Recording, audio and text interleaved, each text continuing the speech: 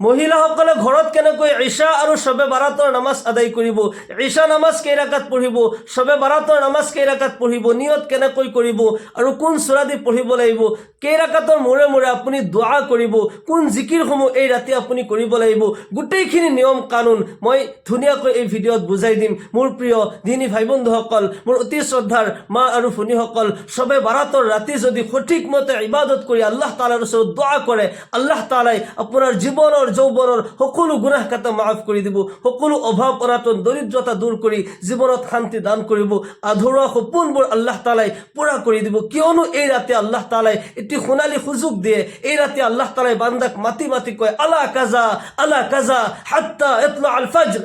কার কি প্রয়োজন, কার কি লাগে ফজরের ওয়াক্তলৈকে। ইজা কানাত লাইলাতুন নিসফি মিন শাবান কুমু লাইলাহা ওয়া সুমু নাহারাহা ফাইন্না আল্লাহা ইয়ানজিলু ফিহা লিগুরুবিশ শামসি ইলা সামাইদ দুনিয়া فيقول ألا من مستغفر فأغفر له ألا مسترزق فأرزقه ألا مبتلا فأعافيه ألا كذا حتى يطلع الفجر। যেতিয়া শবে বাৰাতৰ ৰাতি আৰম্ভ হৈ যায়, সূৰ্য অস্ত হোৱাৰ লগে লগে আল্লাহৰ নবী সাল্লাল্লাহু আলাইহি ওয়াসাল্লাম ইৰশাদ কৰে, তোমালোকে দিনত ৰোজা ৰাখা আৰু ৰাতি নামাজ পঢ়া। যদি দিনত ৰোজা ৰাখা, ৰাতি নামাজ পঢ়া, আল্লাহ ৰাব্বুল আলামিন শবে বাৰাতৰ ৰাতি সূৰ্য অস্ত হোৱাৰ লগে লগে মগৰিবৰ পিছৰ পৰাই প্ৰথম আসমানত আগমন কৰে, বান্দাক মাতি মাতি কয়, কোনে মাগফিৰাত বিচাৰি আছা, মই তাৰ জীৱনৰ যৌৱনৰ সকলো গুনাহ খাতা মাফ কৰি দিম। কোন বিপদত পৰি আছা, মই তাক উদ্ধাৰ কৰিম। তোমাক ধন সম্পত্তি লাগে, মই তোমাক ধন সম্পত্তি দান কৰিম। তুমি কি বিচাৰিছা, তুমি বেমাৰত পৰি আছা, তোমাক মই শিফা দান কৰিম। কাৰ কি প্ৰয়োজন, মোৰ ওচৰত দোয়া কৰা, মই তোমাক দান কৰিম। আল্লাহৰ নবী জনাবে মুহাম্মদুৰ ৰাসূলুল্লাহ সাল্লাল্লাহু আলাইহি ওয়াসাল্লাম ইৰশাদ কৰে, শবে বাৰাতৰ এই পবিত্ৰ ৰাতি আল্লাহ ৰাব্বুল আলামিন অগণন বান্দা বান্দীসকলক জাহান্নামৰ পৰা মুক্তি দান কৰে। অগণন বান্দা বান্দীসকলক আল্লাহ তাআলাই মাফ কৰি নিষ্পাপ মাসুম কৰি দিয়ে। সুবহানাল্লাহ। সেইকাৰণে এই বাম্পাৰ অফাৰ আমি ল'ব লাগিব, এই সোণালী সুযোগ আমি ল'ব লাগিব। শবে বাৰাতৰ ৰাতি যেতিয়া ঈশাৰৰ আজান হৈ যায়, ঈশাৰৰ আজান হোৱাৰ লগে লগে সুন্দৰকৈ অজু কৰি পুৰুষসকল মছজিদলৈ গুচি যাব, আমাৰ মহিলা মা ভনীসকল সুন্দৰকৈ অজু কৰি জায়নামাজত থিয় হৈ যাব আৰু সৰ্বপ্ৰথম ঈশাৰৰ 4 ৰাকাত সুন্নত নামাজ আদায় কৰিব। ঈশাৰৰ ফৰজ নামাজৰ আগত যি 4 ৰাকাত নামাজ পঢ়া হয়, এই নামাজ হৈছে সুন্নতে গায়ৰ মুআক্কাদা, নপঢ়িলেও গুনাহ নহয়।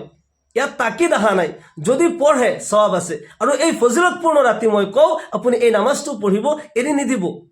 আৰু এই নামাজৰ নিয়ত এনেকৈ কৰিব, ঈশাৰৰ 4 ৰাকাত সুন্নত নামাজৰ নিয়ত এনেকৈ কৰিব, নাৱাইতু আন উছল্লি লিল্লাহি তাআলা 4 ৰাকাতি সালাতিল ঈশা সুন্নাতু ৰাসূলিল্লাহি তাআলা মুতাওয়াজ্জিহান ইলা জিহাতিল কাবাতিশ শৰীফাতি আল্লাহু আকবাৰ। যদি নিজৰ ভাষাত কয়, মই আল্লাহৰ ওয়াস্তে ঈশাৰৰ 4 ৰাকাত সুন্নত নামাজ পঢ়ি আছো, আল্লাহু আকবাৰ, এনেকৈ নিয়ত কৰিলে হ'ব। আৰু প্ৰত্যেক ৰাকাততে সূৰা ফাতিহাৰ পিছত অন্য সূৰা আপুনি মিলাব লাগিব। যিকোনো সূৰা জানে, কমসে কম যদি 4টা সূৰাও জানে, এই 4টা সূৰা 4টা ৰাকাতত আপুনি পঢ়িব। প্ৰথমতে কোৰআনৰ কিন্তু সূৰা বাকাৰাৰ পৰা আৰম্ভণি হয় আৰু সূৰা নাছলৈকে শেষ হয়। যদি আপুনি 4 কুল কমসে কম জানে, 4 কুলটো সাধাৰণতে সকলো মানুহে জানে, আপুনি প্ৰথম ৰাকাতত কুলিয়া পঢ়িব, দ্বিতীয় ৰাকাতত ইখলাছ পঢ়িব, তৃতীয় ৰাকাতত সূৰা ফালাক পঢ়িব আৰু চতুৰ্থ ৰাকাতত সূৰা নাছ পঢ়িব। এনেকৈ পঢ়িলে ইয়াৰ পিছত আকৌ 4 ৰাকাত ফৰজ নামাজ, ঈশাৰৰ 4 ৰাকাত ফৰজ নামাজ আপুনি আদায় কৰিব। ফৰজ নামাজৰ নিয়ত এনেকৈ কৰিব, নাৱাইতু আন উছল্লি লিল্লাহি তাআলা 4 ৰাকাতি সালাতিল ঈশা ফৰদুল্লাহি তাআলা মুতাওয়াজ্জিহান ইলা জিহাতিল কাবাতিশ শৰীফাতি আল্লাহু আকবাৰ। যদি নিজৰ ভাষাত কয়, মই আল্লাহৰ ওয়াস্তে ঈশাৰৰ 4 ৰাকাত ফৰজ নামাজ আদায় কৰি আছো, আল্লাহু আকবাৰ, এনেকৈ নিয়ত কৰিলে হ'ল। আৰু সানা পঢ়ি আউযু বিল্লাহ বিসমিল্লাহ পঢ়ি প্ৰথম ৰাকাতত সূৰা ফাতিহা পঢ়াৰ পিছত যদি আপুনি এই 4টা সূৰাই জানে, সেই সুন্নত যি 4টা সূৰা দিয়ে আপুনি সুন্নত নামাজ পঢ়িলে, সেই সূৰা দিয়ে আপুনি আকৌ ফৰজ নামাজ পঢ়িব পাৰিব। প্ৰথম ৰাকাতত কুলিয়া পঢ়িলে, দ্বিতীয় ৰাকাতত কুলহু পঢ়িলে, অথবা প্ৰথম ৰাকাতত ফালাক পঢ়িব, দ্বিতীয় ৰাকাতত নাছ পঢ়িব। আৰু ফৰজ নামাজৰ প্ৰথম 2 ৰাকাততহে আপুনি কিৰাত পঢ়িব লাগে। আপুনি ঈশাৰৰ 4 ৰাকাত ফৰজ নামাজৰ প্ৰথম 2 ৰাকাতত সূৰা ফাতিহাৰ পিছত অন্য সূৰা মিলাব, বাকি 2 ৰাকাতত অকল সূৰা ফাতিহা পঢ়িব, অন্য কোনো সূৰা পঢ়িব নালাগে। ইয়াৰ পিছত আকৌ 2 ৰাকাত সুন্নত, 2 ৰাকাত নফল, এই 4 ৰাকাত নামাজ পঢ়িব। আৰু সুন্নত নামাজৰ নিয়ত এনেকৈ কৰিব, নাৱাইতু আন উছল্লি লিল্লাহি তাআলা ৰাকাতাই সালাতিল ঈশা সুন্নাতু ৰাসূলিল্লাহি তাআলা মুতাওয়াজ্জিহান ইলা জিহাতিল কাবাতিশ শৰীফাতি আল্লাহু আকবাৰ। আৰু নফল নামাজৰ নিয়ত এনেকৈ কৰিব, যেতিয়া নফল নামাজ পঢ়ে, نويت أن أصلي لله تعالى ركعتي صلاة العشاء نفل متوجها إلى جهة الكعبة الشريفة الله أكبر এতিয়া 12 রাকাত নামাজ যেতিয়া আপোনাৰ হৈ যায় ভিতিৰ নামাজটো আপুনি ইয়াতে নপঢ়িব ভিতিৰ নামাজ তাহাজ্জুদৰ নামাজ পঢ়ি পিছত পঢ়িব লাগে আল্লাহৰ নবী সাল্লাল্লাহু আলাইহি সাল্লামে তাহাজ্জুদৰ নামাজৰ পিছত ৰাতি যিমান নফল নামাজ আছে সকলো নামাজৰ পিছত ভিতিৰ নামাজটো পঢ়িছিল তাহাজ্জুদৰ নামাজ এই ৰাতি পঢ়িব লাগে তাহাজ্জুদৰ নামাজৰ বহুত ফজিলত আছে বিশেষকৈ এই ৰাতি কমসে কম তাহাজ্জুদৰ নামাজ আমি পঢ়িব লাগে আপোনাৰ যেতিয়া 12 ৰাকাত নামাজ আদায় হৈ যায় ইশাৰৰ 12 ৰাকাত নামাজ পঢ়াৰ পিছত আপুনি সবে বাৰাতৰ নামাজ পঢ়িব আৰু সবে বাৰাতৰ নামাজ কমসে কম 12 ৰাকাত নামাজ আপুনি পঢ়িব আমাৰ আকাবিৰ সকলে হাজাৰ ৰাকাতলৈকে নামাজ পঢ়িছিল আমি যিমান বেছি পাৰো 12 ৰাকাত বুলি কোনো নিৰিখ নাই আপুনি বেছিও পঢ়িব পাৰে কমও পঢ়িব পাৰে কমসে কম 12 ৰাকাত নামাজ পঢ়িব দুই ৰাকাত কৰি নিয়ত কৰিব আৰু এই নামাজৰ নিয়ত আপুনি এনেকৈ কৰিব نويت أن أصلي لله تعالى ركعتي صلاة البراءة نفل متوجها إلى جهة الكعبة الشريفة الله أكبر নাইবা নিজৰ ফাখাত কৰে মই আল্লাহৰ ওয়াস্তে সবে বাৰাতৰ 2 ৰাকাত নফল নামাজ পঢ়ি আছো আল্লাহু আকবাৰ এনেকৈ নিয়ত কৰি যিকোনো সূৰা দি আপুনি পঢ়িব পাৰে যদি আপুনি 4টা সূৰা জানে 3টা সূৰা জানে 2টা সূৰা কমসে কম যদি জানে তথাপিও সেই 2টা সূৰা দিয়ে আপুনি পঢ়িব পাৰে আৰু এটা সহজ উপায় হৈছে সবে বাৰাতৰ নামাজ আপুনি প্ৰত্যেক ৰাকাততে সূৰা ফাতিহাৰ পিছত সূৰা ইখলাস 10 বাৰ কৈ আপুনি পঢ়িব সূৰা ইখলাসৰ ইমানেই ফজিলত হয় সূৰা ইখলাস এবাৰ পাঠ কৰিলে কোৰআনে কাৰীম 10 পাৰা তিলাওয়াতৰ সওয়াব পোৱা যায় 3 বাৰ পাঠ কৰিলে কোৰআনে কাৰীম খতম কৰাৰ সওয়াব পোৱা যায় আৰু 10 বাৰ পঢ়িলে আল্লাহ ৰাব্বুল আলামিন আপোনাৰ কাৰণে জান্নাতত এটা বিল্ডিং তৈয়াৰ কৰি দিব সুবহানাল্লাহ মান ক্বাৰা সূৰাতুল ইখলাস 10 মাৰৰাত বাৰাল্লাহু লাহু কাসৰান ফিল জান্নাহ যে ব্যক্তি সূৰা ইখলাস 10 বাৰ পাঠ কৰিলে আল্লাহ তাআলা সেই ব্যক্তিৰ কাৰণে জান্নাতত এটা বিল্ডিং সজাই দিব সুবহানাল্লাহ বিহামদিহি হযৰত ওমৰ ৰাদিয়াল্লাহু তাআলা নু আৰজ কৰিছিল ইয়া ৰাসূলুল্লাহ তেতিয়াহলে তো আমি জান্নাতত অগণন বিল্ডিং তৈয়াৰ কৰিব পাৰিম সূৰা ইখলাস আমি এনি টাইম পঢ়ি থাকিম আল্লাহৰ নবী সাল্লাল্লাহু আলাইহি ওয়াসাল্লাম ইৰশাদ কৰে হে ওমৰ তুমি সূৰা ইখলাস পাঠ কৰি থাকা তুমি হয়তো ভাগৰি যাবা কিন্তু আল্লাহ ৰাব্বুল আলামিন ইয়াৰ প্ৰতিদান দিওতে কমি নকৰে তুমি যিমানে সূৰা ইখলাস পাঠ কৰিবা আল্লাহ তাআলা হিমানে তোমাক ইয়াৰ প্ৰতিদান দি থাকিব সুবহানাল্লাহ বিহামদি সেই কাৰণে সূৰা ইখলাসৰ বহুত ফজিলত যদি আপুনি পাৰে সূৰা ইখলাস দি নামাজ পঢ়িব কমসে কম 12 ৰাকাত নামাজ পঢ়িব প্ৰত্যেক ৰাকাততে সূৰা ফাতিহা পঢ়াৰ পিছত সূৰা ইখলাস 10 বাৰ কৈ পঢ়ি 12 ৰাকাত নামাজ আপুনি আদায় কৰিব এতিয়া দুআ কেতিয়া কৰিব দুআ আপুনি অলপ পিছে পিছে কৰিব লাগে এই ৰাতি ফজিলতপূৰ্ণ ৰাতি হয় আমি যিমানেই বেছি আল্লাহৰ ওচৰত দোয়া কৰিম আল্লাহ তাআলা সিমানেই দান কৰিব আৰু দোয়া মুখুল ইবাদা দোয়া হৈছে শ্ৰেষ্ঠ ইবাদতৰ মগজু আমি আল্লাহৰ পৰা বিচাৰিব লাগিব যিমান বেছি বিচাৰিম আল্লাহ তাআলা সিমানে আমাক ভাল পাব আমাক দান কৰিব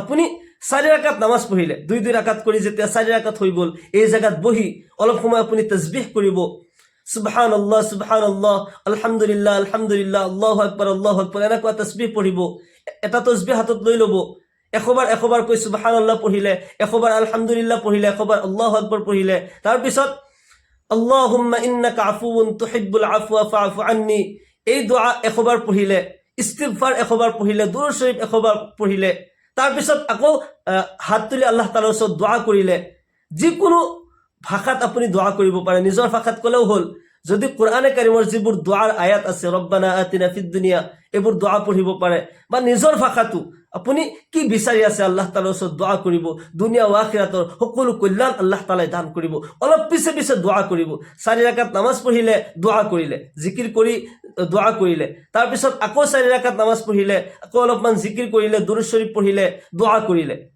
আৰু খাস তওবাৰ নিয়ত লৈ যেতে ইস্তিগফাৰ পঢ়ে খাস তওবাৰ নিয়ত লৈ ইস্তিগফাৰ পঢ়ি দুৰূদ শৰীফ পঢ়ি তেতিয়া হাত তুলি আল্লাহ তাআলাৰ ওচৰত দোয়া কৰিব আৰু সবে বাৰাতৰ নামাজ যিমান পাৰে বেছি পঢ়িব সবে বাৰাতৰ নামাজ পঢ়াৰ পিছত আপুনি ইয়াতে ভিতিৰ নামাজটো পঢ়িব পাৰে আৰু যদি ভাবে যে ভিতিৰ নামাজটো মই গুটেই শেষত পঢ়িম তাহাজ্জুদৰ নামাজৰ পিছত ভিতিৰ নামাজটো পঢ়িম তেতিয়াও আপুনি পঢ়িব পাৰে তাহাজ্জুদৰ নামাজ এই ৰাতি আপুনি পঢ়িব তাহাজ্জুদৰ নামাজৰ ইমানেই ফজিলত হয় তাহাজ্জুদৰ নামাজৰ দ্বাৰা মুমিনৰ সম্মান বৃদ্ধি হয় তাহাজ্জুদৰ নামাজৰ দ্বাৰা গুনাহ মাফ হয় আল্লাহ তাআলা ৰাজি খুশি হৈ যায় মকবুলিয়াতৰ দৰজা আল্লাহ তাআলা দান কৰে তাহাজ্জুদৰ নামাজৰ নিয়ম হৈছে আছে আপুনি কমসে কম 2 ৰাকাত তাহাজ্জুদৰ নামাজ পঢ়িব পাৰে, অতিৰিক্ত 12 ৰাকাতলৈকে পঢ়িব পাৰে। আল্লাহৰ নবী সাল্লাল্লাহু আলাইহি ওয়াসাল্লামে তাহাজ্জুদৰ নামাজ 8 ৰাকাত পঢ়িছিল, বেছিভাগ ৰিৱায়াতত আহিছে। সেইকাৰণে আপুনি তাহাজ্জুদৰ নামাজ কমসে কম 8 ৰাকাত নামাজ পঢ়িব, 2 ৰাকাত কৰি নিয়ত কৰি যিকোনো সূৰা দি আপুনি তাহাজ্জুদৰ নামাজ আদায় কৰিব পাৰে। আৰু তাহাজ্জুদৰ নামাজও কিন্তু সূৰা ইখলাছৰ দ্বাৰা আপুনি পঢ়িব পাৰিব।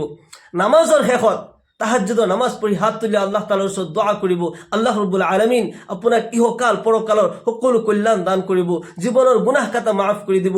এই ফজিলতপূৰ্ণ ৰাতি, যি ৰাতি ইবাদত কৰিলে আল্লাহ ৰাব্বুল আলামিন ৰাজি খুশি হৈ যায়, যি ৰাতি আল্লাহ তাআলাই অফাৰ দিয়ে, মোৰ বান্দা তোমাৰ কিহৰ প্ৰয়োজন হৈছে, কিহৰ অভাৱ হৈছে, তুমি মোক বিচৰা, মোৰ ওচৰত বিচৰা, উদউনি আস্তাজিব লাকুম, মোক মাতা মই জবাব দিম, দোয়া কৰা মই কবুল কৰিম।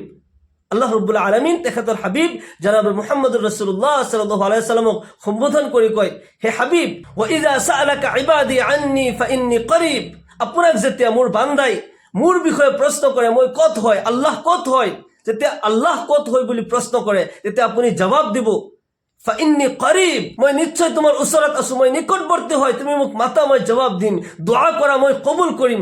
বান্দাই কেতিয়াও আল্লাহৰ ৰহমতৰ পৰা নিৰাশ হ'ব নালাগে। আল্লাহ তাআলাই নিজে কোৰআনে কাৰিমত কয়, লা তাকনাতু মিৰ ৰাহমাতিল্লাহ, মোৰ বান্দাসকল কেতিয়াও মোৰ ৰহমতৰ পৰা নিৰাশ নহবা, মোৰ ৰহমতৰ আশা কৰা, মোৰ ওচৰত আহা, দোয়া কৰা, মই কবুল কৰিম। তুমি যদি জমিনৰ পৰা আৰম্ভ কৰি আসমানলৈকে গোটেই পৃথিৱী তুমি গুনাহ কৰি ভৰপূৰ কৰি দিয়া, আৰু এবাৰ মোৰ ওচৰত আহা, তওবা কৰা, ইয়া আল্লাহ মই গুনাহগাৰ, তোমাৰ নাম গফ্ফাৰ, ইয়া আল্লাহ শয়তানৰ ধোকাত পৰি, ইয়া আল্লাহ জ্ঞানৰ অভাৱত মইতো ভুল কৰিলোৱে, ক'তনো যাম, ইয়া আল্লাহ তোমাৰ দুৱাৰত হাজিৰ হৈছো, তুমি মোক মাফ কৰি দিয়া, আৰু জীৱনত কেতিয়াও এই গুনাহ নকৰো। আল্লাহ ৰাব্বুল আলামিনে কয়, মই তোমাৰ অকল গুনাহবোৰ মাফ নকৰো, মই তোমাৰ জীৱনৰ গুনাহবোৰ মাফ কৰি তোমাৰ নাম আমল নেকিৰে পৰিৱৰ্তন কৰি দিম। আল্লাহু আকবার। আল্লাহ তাআলা কিমান দয়াবান হয়, কিমান ক্ষমাশীল হয়। আল্লাহ তাআলা আমাক এইটো বাম্পাৰ অফাৰ দিছে, সোণালী সুযোগ দিছে। এই সবে বাৰাতৰ ৰাতি আমি আল্লাহ তাআলাৰ ইবাদত কৰি আল্লাহ তাআলা ৰাজি খুশি কৰিব লাগে। আগন্তুক ৰমজান আহি আছে, ৰমজানৰ কাৰণে আমি তৈয়াৰী কৰোঁ, আল্লাহ তাআলাৰ ওচৰত দোয়া কৰোঁ। ইবাদত কৰাৰ কাৰণে কিন্তু আল্লাহৰ তৌফিক লাগে। যদি আল্লাহৰ তৌফিক নহয়, বান্দাই কোনো একো কৰিব নোৱাৰে। সেইকাৰণে আমি ইবাদত কৰিবলৈও আল্লাহ তাআলাৰ ওচৰত দোয়া কৰিব লাগিব। আৰু যেতিয়া ইবাদত কৰিম, আল্লাহ তাআলাক ধ্যান কৰি, মই যেতিয়া দোয়া কৰি আছো, মোৰ দোয়া আল্লাহ কবুল কৰিবই, মই নামাজ পঢ়ি আছো, মোৰ নামাজ কবুল হ'বই, এনেকুৱা ইয়াকিন ৰাখিব লাগিব। মহান আল্লাহ তাআলাই আমাক সকলোকে সবে বাৰাতৰ ফজিলত হাসিল কৰাৰ তৌফিক দান কৰক, বেছি বেছিকৈ ইবাদত কৰি আল্লাহ তাআলাৰ ৰাজি খুশি হাসিল কৰাৰ তৌফিক দান কৰক। সকলোকে আল্লাহুম্মা আমিন। ওয়া আখিৰু দাওয়ানা আনিল হামদুলিল্লাহি ৰাব্বিল আলামিন। আসসালামু আলাইকুম ওয়া ৰাহমাতুল্লাহি ওয়া বাৰাকাতুহু।